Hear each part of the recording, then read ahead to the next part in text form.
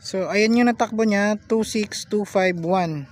So ang natakbo overall ni Uno bago tayo ngayon change oil, ang natakbo niya dun sa last natin change oil is 1,882 exact kilometer, no? Zik din yung gamit natin nun. So ito is time to change oil na. And ano mga pare ko no, sa biyahe ko wala naman talaga akong aberya. Ang aberya lang pare ko is ito lang lumuwag, itong side mirror ko, yan, kasi gumagalaw na to at saka itong side mirror ko gumagalaw na yun lang sa parting gumaka, yun lang ang aberya na encounter ko, pero all good, smooth naman, walang problema. Maraming salamat sa iyo Uno. Ayan, maraming salamat sa iyo. At umakyat din pala to ng Diwalwal, kaya Honda Wave R6 subok na matibay talaga mga pare ko